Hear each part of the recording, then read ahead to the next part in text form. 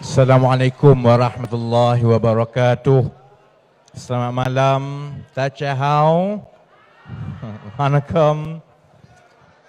Alhamdulillahirabbil alamin. Wassalatu wassalamu ala asyrafil anbiya'i wal mursalin wa ala alihi wa sahbihi ajma'in. Rabbi shrah li sadri wa yassir li amri wahlul 'uqdatam min lisani yafqahu qawli. Saudara pengerusi majlis, Saudara Anwar Ibrahim, Presiden Keadilan, sahabat-sahabat pimpinan, saudara-saudari yang buang tabiat datang malam ini.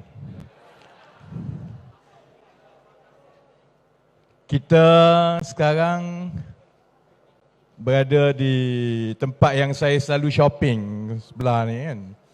Sebab tu saya nak sebut dekat Amir. Saya duduk Bukit Antarabangsa, mengundi di Ampang. Kalau kita ada calon yang jadi wakil rakyat tu Azmin Ali ataupun Zuraida Kamarudin sekali lagi, aku terpaksa pindah rumah. Jadi pastikan insya-Allah kali ini untuk orang-orang Taman Melawati, Bukit Antarabangsa, orang Ampang, kita akan pastikan calon kita adalah jauh lebih baik dan lebih ikhlas daripada yang kita ada sebelum ini. Kebelakangan ini 3-4 tahun, macam-macam orang kata pasal parti keadilan. Orang kata parti lompat lah, orang kata parti lemah lah. Kalau kat Twitter, kadang-kadang saya sabar lah kan, tapi kadang-kadang aku tak boleh sabar je. Orang kata kita kalau masuk bertanding pilihan raya, kita ada weakest link, parti yang paling lemah. Seolah-olah segala yang berlaku daripada 98, kemudian kebangkitan 2008, kemudian kita menang 2018, seolah-olah itu semua kita menumpang orang lain, saudara-saudari. Saya tahu kawan-kawan yang baca, yang lama, kadang-kadang sakit hati. Tapi percaya juga bahawa cara kita dalam keadilan mudah saja. Orang boleh hentam, orang boleh maki, orang boleh pelekeh kita. Jawapan kita ialah macam ini malam ini, saudara-saudari. Kita tunjukkan bahawa orang lain boleh sembang. Kita masuk pilihan raya dengan cukup yakin. Saban hari daripada 2-3 bulan yang lepas, kita telah tunjukkan kita boleh bina kekuatan kita satu minggu ke satu minggu ke satu minggu. Malam ini di Taman Melawati, insya-Allah hari Khamis ini kita ke Kuala Pilah. Cuma saya nak beritahu MB Negeri Sembilan, tolong tengok sikit sebab Negeri Sembilan memang dah jam sekarang. Saya baru balik daripada Negeri Sembilan, mana-mana jam.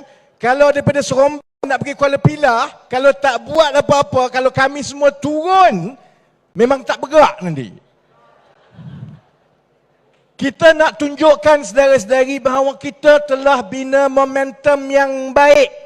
Orang Selangor boleh tengok, orang Lembah Kelang boleh tengok, orang yang berada di luar Kuala Lumpur dan Selangor juga, insya-Allah kami akan sampai ke setiap negeri bermula minggu ini macam ini, saudara-saudari.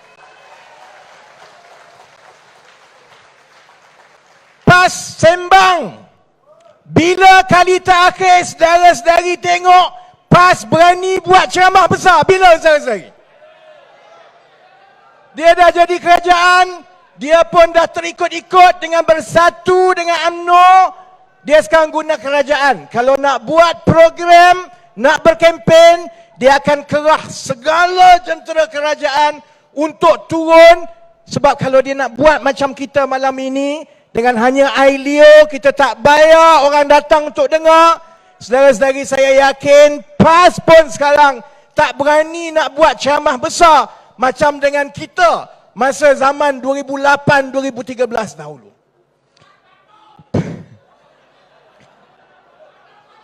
UMNO, saudara-saudari, saudara-saudari tahu, orang sibuk pasal harga barang naik, mata wang jatuh, UMNO sibuk menangis.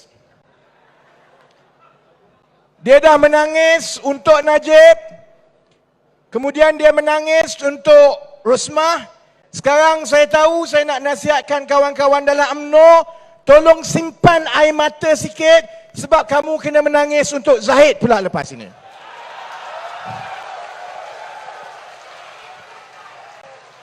Orang sibuk pasal banjir. Sebab tu saya pun nak sebut dan ingatkan kepada kita. Memang betul kita kena bersedia untuk menghadapi pilihan raya. Memang betul. Tapi jangan kita lupakan bahawa seluruh negara sekarang berhadapan dengan kemungkinan bencana yang paling teruk. Ratus ribu akan jadi mangsa lepas ini. Dalam tempoh 2-3 minggu daripada sekarang, insya-Allah keadilan akan kerahkan segala kekuatan jentera kita, bukan sahaja untuk masuk pilihan raya, tetapi untuk bersedia membantu mangsa-mangsa banjir menjelang musim tengkujuh ini. Kalau UMNO betul-betul fikirkan pasal rakyat, saudara-saudari, orang sibuk pasal banjir, rumah nak tenggelam. Masalah banjir daripada 2013, 2014 tak selesai. Makin teruk. Dulu negeri saya dia Terengganu kena. Sekarang Selangor pun kena. Kalau saya bertanding kat Johor, Johor pun kena. Dia ikut saya bagaimana? Banjir tak selesai-selesai sampai sekarang. Sepatutnya kalau kita jadi kerajaan yang bertanggungjawab. Kalau Datuk Seri Anwar jadi Perdana Menteri, saya akan beritahu Datuk Seri Anwar, ini bukan masa untuk kita berpolitik. Ini masa untuk kita gembeling semua rakyat kita bersedia untuk menghadapi bencana yang paling buruk kita akan hadapi. Saya nak sebut kepada UMNO. Yalah, UMNO ni dia bukan membaca sangat, kurang membaca lah. Ada sejarah dunia terkini, yang mutakhir, bukan lama-lama lah, ini dalam 10-15 tahun lepas. Ahli politik, walau macam mana kamu hebat pun, tapi kalau nampak kamu tidak peduli dengan kebajikan rakyat yang terpaksa berhadapan dengan bencana hebat ni, tak lama lepas tu rakyat akan hukum. Dia bukan berlaku dekat Malaysia saudara-saudari, dia berlaku dekat US dulu. Ingat dulu. Dulu George W. Bush dulu, cukup popular walaupun kurang cerdik, tapi cukup popular. Sebab lepas ada serangan, perang dan sebagainya, orang semua sokong dia. Dia masuk bertanding 2000, dia menang sikit saja. Dia masuk 2004, dia menang besar. Dia yakin dengan rekod dia itu popular itu, masuk 2008, tambah pula calon daripada Demokrat yang lawan Parti Republikan tahun 2008 itu pula Obama, orang kulit hitam. Dia cukup yakin. Tapi dia lupa dalam 1 tahun terakhir dia jadi presiden, berlaku taufan dan banjir paling besar di selatan Amerika, banjir ribut Katrina. Kalau siapa tahu tengok, salah satu sebab utama Parti Republikan kalah kuasa tahun 2008 masa Obama menang adalah kerana rakyat Amerika tengok, kamu ni masa orang tengah susah, tenggelam, rumah hancur, kamu dengan kuasa kamu sibuk dengan pilihan raya. Lalu mereka dihukum. Saya nak beritahu kepada rakyat Malaysia, kepada Datuk Seri Ismail Sabri, kepada orang UMNO, lagi lama kamu ratib nak masuk pilihan raya, lagi dekat kita nak masuk tengkujuh, lagi besar peluang keadilan untuk menang dalam pilihan raya, saudara-saudari.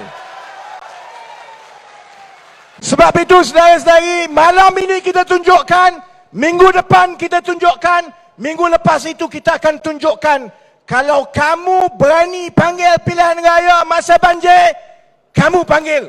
InsyaAllah kami sumbat kamu semua dalam penjara lepas kami menang. Saudara-saudari, kita ada masalah besar. Masalah banjir ni satu hal. Jangan ambil mudah soal banjir semua.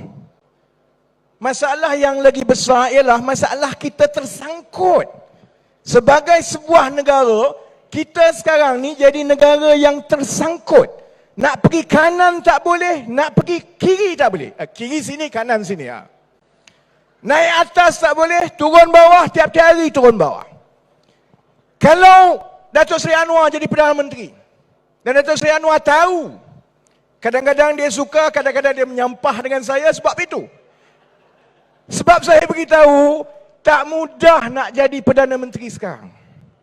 Orang tanya saya sebab apa saya tak berminat dengan politik. Sebab kerja tu tak mudah. Bercakap mudah. Kalau kamu bagi negara yang dah robek, hancur, tempang, lepas tu kamu bagi kat kami.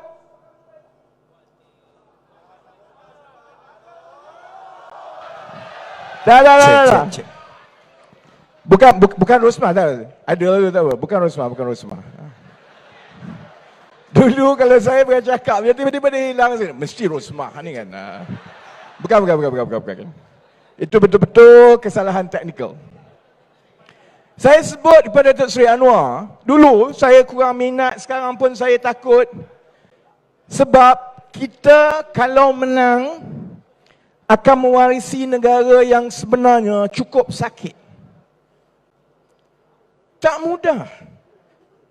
Kalau kita ambil alih syarikat kan, kalau syarikat itu contohnya duit banyak dalam bank, mudah nak buat apa-apa. Kalau kita ambil alih syarikat, contohnya lah, esok orang suruh saya jadi CEO Apple, saya happy lah. Telefon laku, semua orang kenal. Kau suruh aku jadi CEO untuk buat kapal 6 biji tu, mampus aku tak nak. Macam mana aku nak siapkan kapal tu, duit tak ada, semua barang dah kena sakau semua. Kalau kita jadi kerajaan, dalam tempoh 3-4 bulan daripada sekarang, kita akan berhadapan dengan keadaan itu sebab kita tersangkut. Minggu ini, mata wang kita jatuh ke peringkat paling rendah sejak 1997. Tak pernah berlaku macam ini. Saya tunggu jugalah kod-kod Menteri Kewangan Tengku Zafrul. Dia dulu Form 5 dekat sekolah masa saya Form 1. Dulu pun aku tak ingat, sekarang pun aku tak ingat. Masa dia jadi Menteri Kewangan, dulu orang tanya, ingat tak sekolah dulu Tengku Zafrul, masa kau Form 1, dia Form 5, kau ingat ke dia? Tak ingat lah. Sekarang pun saya tak ingat sebab bila benda paling besar jadi, mata wang jatuh sampai RM4.5 untuk $1. Satu patah pun tak keluar daripada dia sehari-hari. Boleh tanya Datuk Seri Anwar masa 1997-98 bila mata wang kita jatuh dan jatuh, itu krisis nasional. Dia ada kesan kepada semua rakyat. Contoh dia apa dia? Mata wang jatuh, bank negara tak ada pilihan, dia kena naikkan interest. Pakcik tanya, macam mana pula apa kena nak naik interest dengan mata wang ni? Dia begini tak? Mata wang naik bila ada permintaan untuk orang beli mata wang kita. Orang nak beli ringgit. Kenapa orang nak ambil ringgit? Dia nak beli ringgit sebab dia kena bayar dalam ringgit. Macam mana orang bayar dalam ringgit? Ada dua kemungkinan besar, ada dua cara besar lah. Satu, ramai orang datang melabur di Malaysia. Dia nak melabur di Malaysia, ya, pergi beli kat melewati mall, bagi duit dolar. Siapa nak lah? Sekarang ada lah kan. Tapi dia kena bagi ringgit. Jadi kalau ada pelaburan besar, ringgit naik lah. Sebab permintaan orang akan tukar.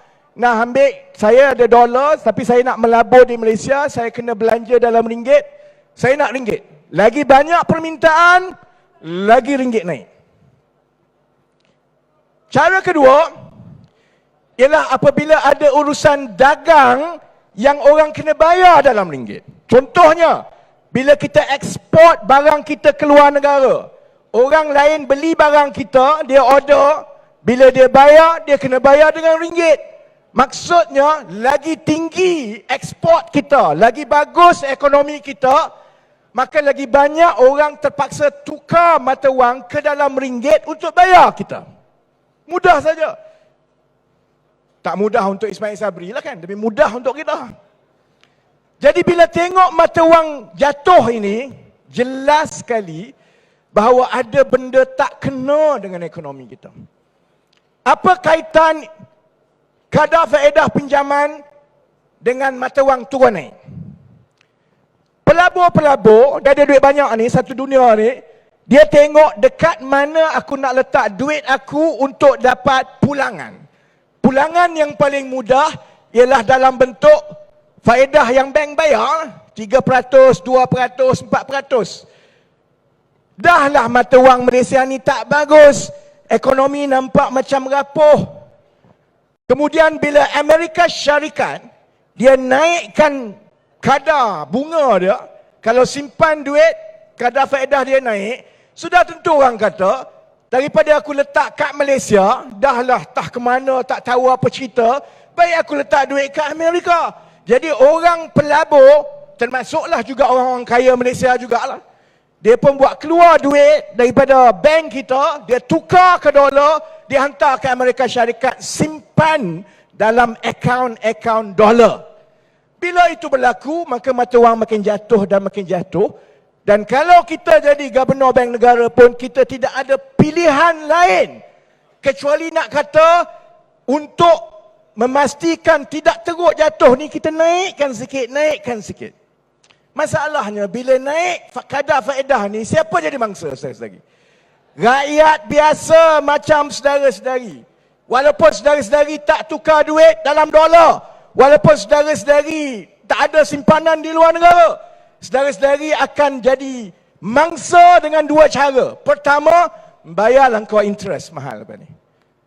Interest naik, orang dulu beli rumah, masa interest rate 1%, 2%. Naik 1%, contohnya, tambahan bayar bulanan rumah itu boleh naik RM50, RM60, RM70 sebulan. Tanya menteri, dia kata, Allah, RM60 pun kamu nak berkira. Tapi kalau kita ada anak 5, kereta nak kena bayar, minyak nak kena bayar, rumah nak kena bayar, selama ini pun hidup dengan berhutang, RM60 tambahan yang kita kena bayar tiap-tiap bulan itu menyebabkan daripada kita berhutang kredit kad, silap-silap hari kita pergi berhutang alung.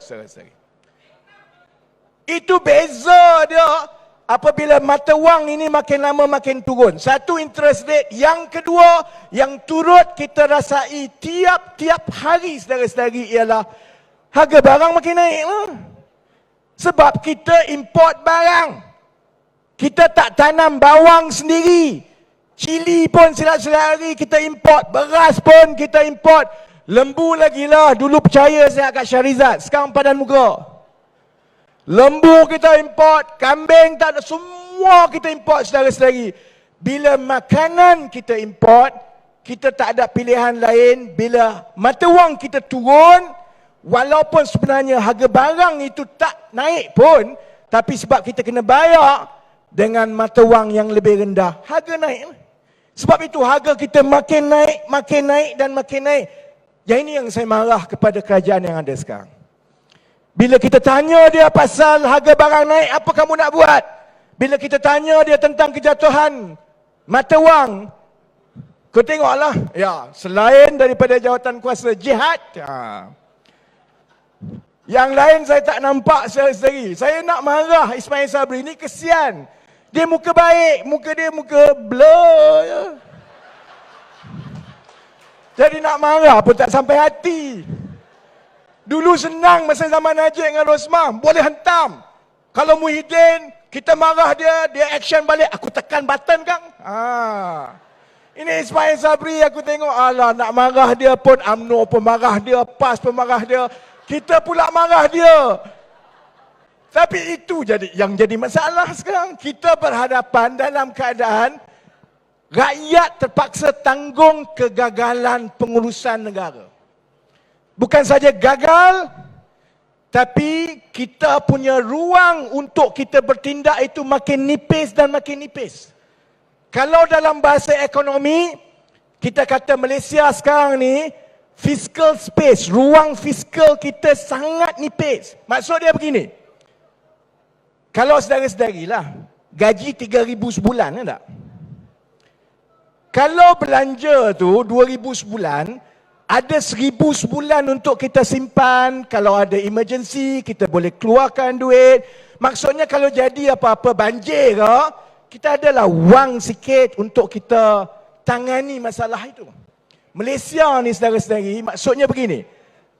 Gaji 3,000 sebulan, belanja 3,500 sebulan. Mampus kau. Tak boleh buat apa dah. Kalau yang kutip cukai pun, kalau dia buat GST balik lepas ini, cukai yang dikutip hanya mampu untuk membayar belanja pengurusan tiap-tiap tahun. Bayar gaji, bayar subsidi, bayar sekolah. Nak buat jalan, tak ada duit. Nak buat sekolah baru, tak ada duit. Nak buat universiti, tak ada duit. Sebab wang yang ada cukup saja untuk mengurus. Saya sebut semua ini supaya rakyat tahu bila nak masuk pilihan raya, walaupun Najib dah ke dalam, Rosmah dah ke dalam, Zaid tak apalah, ke dalam tak ke dalam ikut suka dia lah tak. Bila saudara-saudari tengok muka Ismail Sabri, walaupun muka kita kesian kat dia, saudara-saudari kena ingat bahawa kita nak tukar kerajaan bukan sebab nak Anwar Ibrahim jadi Perdana Menteri, saudara-saudari. Kita nak tukar kerajaan bukan sebab nak angkat orang kita ni dapat jawatan. Kita nak tukar kerajaan kerana kerosakan ini, kalau kita tak selesaikan sekarang, kita akan wariskan dan masalah itu akan jadi lebih besar dan lebih besar 5-6 tahun akan datang. Kalau contohnya tahun 2011, masuk 2013, Pakatan Harapan, Pakatan Rakyat masa itu menang pilihan raya 2013. Saudara Anwar Ibrahim jadi Perdana Menteri tahun 2013. Saudara-saudari, saya yakin kapal kita paling kurang 3-4 biji dah siap sekarang, saudara-saudari. Bersatu Latif. Latif ni duk sibuk. Bukan bini aku, Jenak bukan bini aku. Tak apalah cerita bini kau ke tidak, kita masuk mahkamah. Kita jawab kat mahkamah. Tak apa. Isu dia begini. Kamu dah belanja sampai 7 bilion. Baki wang tinggal 2 bilion. Hishamuddin minta lagi 2 bilion. Dia kata 11 bilion maksimum. Saya nak tanya saudara-saudari dan saya akan tanya dalam minggu-minggu akan datang. Sampai sekarang kerajaan PAS UMNO Bersatu ni belum jawab. Sebenarnya dengan wang yang kita ada, bila kita tambah pun lagi 2 bilion, sebenarnya berapa kapal yang akan siap? Saya nak beritahu saudara-saudari, saya dah bercakap dengan kawan-kawan yang dalam Navy yang duk buat kapal semua ni. Kalau siap 2 pun mereka bergembira, saudara-saudari. Kalau 2 pun dia rasa dah puas hati dah, okey dah tu semua. Masalah kita, orang lain ada 8 kapal, 10 kapal, kita ada 2 kapal. Kapal itu pula lewat sampai 1 dekad. Orang lain nanti tambah lagi 10 kapal.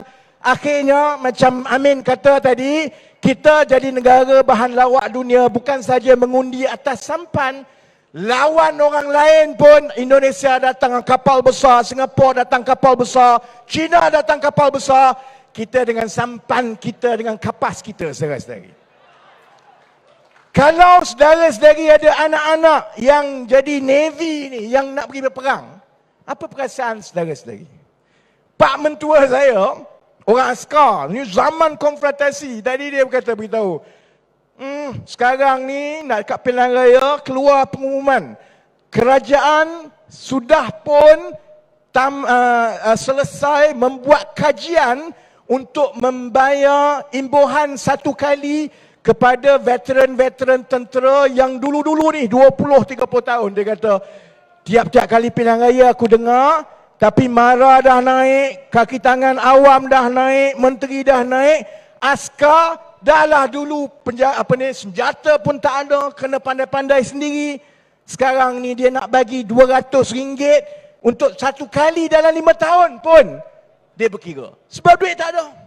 Jadi sebab itu kalau kita tak tukar, kali ini saudara-saudari, kalau kita tak tukar, saya yakin UMNO Barisan Nasional ni akan berkubur dalam tempoh 5-6 tahun daripada sekarang. Yang itu saya yakin, saudara-saudara. Mustahil parti yang sudah begitu rosak begini boleh bina balik kekuatan daripada bawah untuk mendepani cabaran zaman kini. Mustahil. Saya tak bimbang langsung. Datuk Seri Anwar tahu, saya kata jangan bimbang.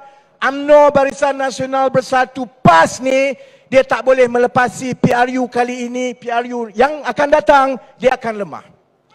Masalah kita ialah bila kita menang dan ambil alih, kerajaan yang macam mana yang kita warisi, kerana masalah itu terlalu besar dan terlalu besar. Sebab itu, lepas ini Saudara Anwar akan ambil pentas.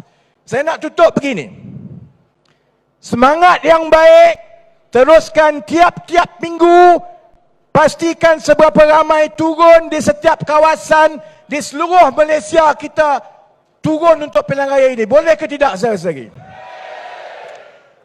Dan untuk kawan-kawan dalam UMNO, saya tengok UMNO ni kadang-kadang dia suka ciplak kita punya sekarang. Yang saya paling tak puas hati, dia ciplak lawan tetap lawan. Dia ciplak tak apa. Ciplak tak apa, ciplak tak apa. Orang Mat Saleh kata imitation is the best form of flattery. Tak apa. Nak ciplak tu buatlah betul-betul. Saya tengok dia orang ada masalah sebab dia tak pernah belajar nak jerit lawan tetap lawan macam mana.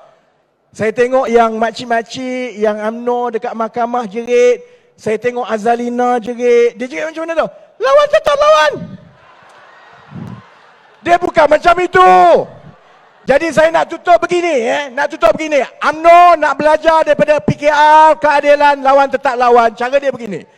Saya di atas, orang yang jerit, kita akan jerit lawan tetap. Yang bawah akan jawab lawan. Boleh?